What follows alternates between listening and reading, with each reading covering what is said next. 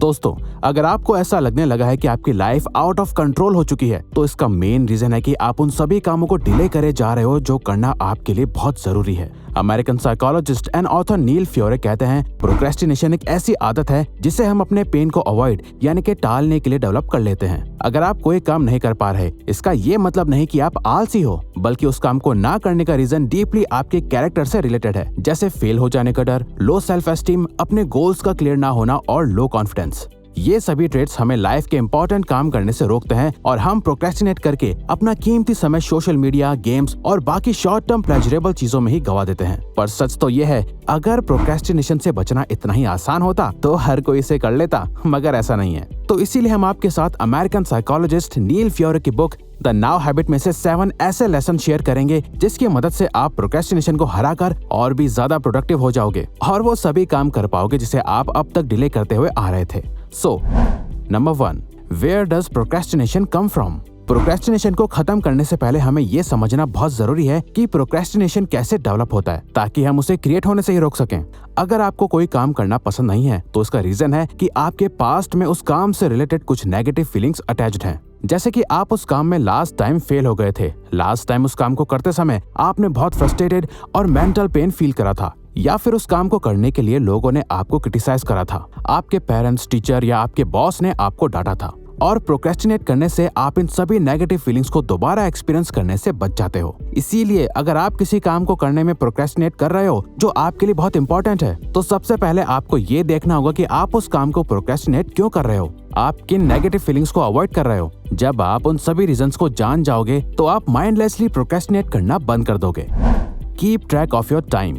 Author कहते हैं, अपने टाइम को ट्रैक करने से आप अपने दिन के 24 घंटों को अच्छे से मेजर कर सकते हो, जो आपको ये कॉन्फिडेंस देता है कि आप इससे इम्प्रूव कर सकते हो। हमारा ब्रेन एक प्रॉब्लम सॉल्विंग मशीन है। जब आप अपने ब्रेन को एक प्रॉब्लम के साथ सारा डेटा दोगे तो ये उसे सॉल्व करने लग जाएगा। अपने टाइम को ट्रैक करने से आप जब देखोगे कि आप कहाँ अपना टाइम वेस्ट कर रहे हो, तो आप क्लियरली उस टाइम को सही यूज कर पाओगे। फॉर एग्जाम्पल, आपने डिसाइड करा कि आप हर दिन सिर्फ 30 मिनट के लिए रीड करोगे, पर रीडिंग करना आपके लिए एक बहुत ही बोरिंग काम है, तो आप इसे प्रोक्रेस्टिनेट करते जा रहे हो। पर अपने टाइम को ट्रैक करने से आपको पता चला कि आप हर दिन ऑलमोस्ट 2 घंटे तो सिर्फ सोशल मीडिया यूज करने में वेस्ट कर देते हो। तो अब आपका ब्रेन इन 2 घंटों में से 30 मिनट बुक रीडिंग के लिए सेपरेट रख देगा, क्योंकि 2 घंटे अपने ब्रेन को टेम्परेरी प्लेजर देने के आगे 30 मिनट रीडिंग करना एक स्मॉल टास्क है जो आप आसानी से कर सकते हो। सो नेक्स्ट डे से आप अपने 24 आवर्स को अच्छे से ऑब्जर्व करो। आपको खाना खाने में कितना टाइम लगता है, आप ट्रैवलिंग में कितना टाइम स्पेंड कर देते हो, आप दिन में कितने घंटे पढ़ते हो, सोशल मीडिया, टीवी, गेम, सब कुछ नोट डाउन करो। और जब आपके पास ये सारा डेटा अवेलेबल होगा तो आप इन सभी टास्क में अच्छे से एडजस्टमेंट कर पाओगे और अपने टाइम को अच्छे से यूज कर पाओगे। Change how you talk to yourself. Procrastination की हैबिट आपके इंटरनल थॉट से कनेक्टेड है। जब भी हम किसी इंपॉर्टेंट टास्क को छोड़कर अपना फोन चेक करने लगते हैं, उससे पहले हम खुद से कई सारी बातें बोलते हैं जो हमारे ब्रेन को ये एक्शन लेने पर मजबूर करता है। फॉर एग्जाम्पल, आप पढ़ाई कर रहे हो, आप एक प्रॉब्लम पर आकर अटक गए हो जिसे आप सॉल्व नहीं कर पा रहे, या आप पढ़ते पढ़ते बोर होते जा रहे हो। ऐसे टाइम पर आप खुद से कहते हो कि ये टास्क बहुत ही बोरिंग और फ्रस्ट्रेटेड है, ये मैं नहीं कर सकता, इससे मुझे बहुत मेंटल पेन हो रहा है जिसे मैं अवॉइड करना चाहता हूँ। और इसके सोल्यूशन में आपका ब्रेन आपको अपने फोन की याद दिलाता है और आप अपने फोन को लेकर टाइम पास करने बैठ जाते हो। ऑथर नील फ्योरे इस बात पर बहुत फोकस करते हैं कि वो खुद से क्या बात कर रहे हैं, क्योंकि जो भी हम खुद को कहते हैं हमारा ब्रेन उसे एक्सेप्ट कर लेता है और उसी बेसिस पर एक्शंस लेने लगता है। इसीलिए प्रोक्रेस्टिनेशन से बचने के लिए ये देखो कि आप खुद से क्या बात कर रहे हो और उसे चेंज करो। फॉर एग्जाम्पल, अगर आप खुद से कहते हो ये काम बहुत मुश्किल है, मैं ये नहीं कर सकता, इसे चेंज करो और कहो ये काम बहुत मुश्किल है पर मैं इसे कर सकता हूँ। ये सुनने में काफी स्टूपिड लग सकता है, पर ऑथर कहते हैं regular positive self talk procrastination को बीट करने का सबसे बेस्ट वे हो सकता है। Guilt free play, quality work. ज्यादातर प्रोक्रेस्टिनेटर्स की मेन प्रॉब्लम यह है कि वो कभी गिल्ट फ्री होकर अपनी लाइफ को एंजॉय नहीं कर पाते। लोग अपने इंपॉर्टेंट काम को अवॉइड करते हैं जिसके गिल्ट में वो प्रोक्रेस्टिनेट करके अपने टाइम को स्पेंड करते हैं, जहां वो गेम्स, सोशल मीडिया और अपने फ्रेंड्स के साथ टाइम स्पेंड करते हैं। फिर उन्हें इस बात का गिल्ट होता है कि वो अपने टाइम को इन कामों में वेस्ट कर रहे हैं और ये एक गिल्ट लूप क्रिएट कर देता है। ऑथर कहते हैं एक प्रोक्रेस्टिनेटर कभी अपनी लाइफ में खुश नहीं हो पाता। वो पहले अपने काम से ही इतने अनसेटिस्फाइड होते हैं, फिर उस काम को प्रोक्रेस्टिनेट करके जो एक्टिविटीज करते हैं उसमें भी उन्हें गिल्ट ही होता है, जिसके लिए ऑथर कहते हैं आपको अपने वर्क और फन एक्टिविटीज को सेपरेट रखना चाहिए। जहां अगर आप काम कर रहे हो तो बीच बीच में फन के लिए मोबाइल मत यूज करो, वहीं अगर आप एंजॉय कर रहे हो तो आप काम के बारे में मत सोचो। ज्यादातर लोग इन दोनों कामों को मिक्स कर देते हैं, जो कि उनकी प्रोडक्टिविटी को और कम कर देता है। इसीलिए अपने माइंड को रिलैक्स करने के लिए और अपनी लाइफ एंजॉय करने के लिए दिन के कुछ घंटे अलग रखो, जहां आप बिना किसी चिंता के मजे कर पाओ, और अपने काम के लिए टाइम अलग रखो, जहां आप फुली फोकस्ड होकर काम कर पाओ, जो कि आपकी लाइफ में वर्क एंड प्ले का एक परफेक्ट बैलेंस सेट करेगा।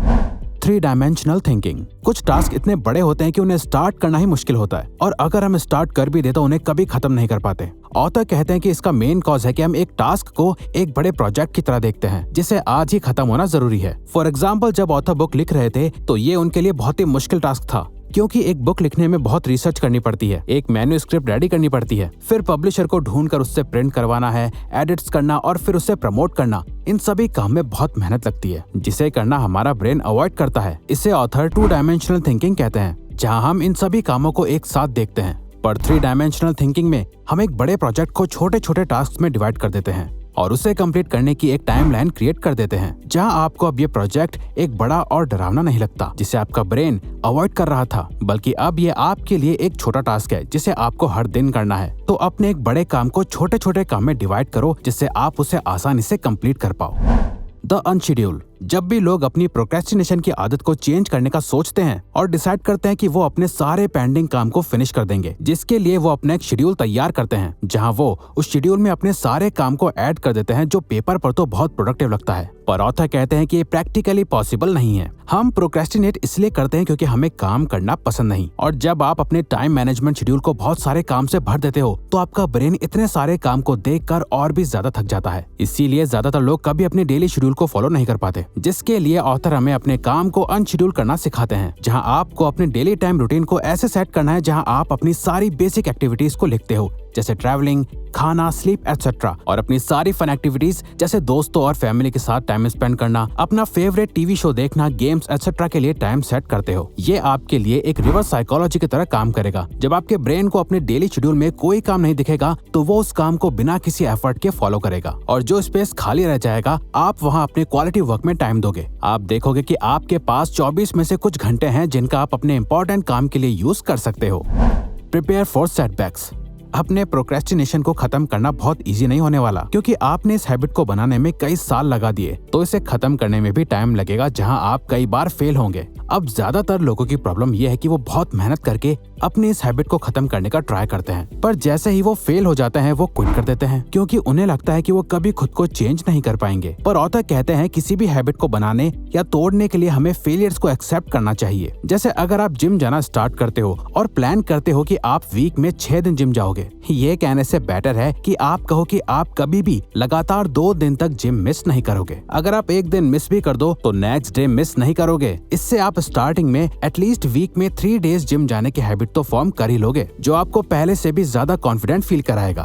तो अगर आपको ये वीडियो अच्छी लगी तो वीडियो को लाइक और सब्सक्राइब बटन पे क्लिक करके इस चैनल को सपोर्ट करो और बेल नोटिफिकेशन ऑन कर लीजिएगा, ताकि आप आने वाली वीडियोस मिस न कर पाओ। Thank you for watching.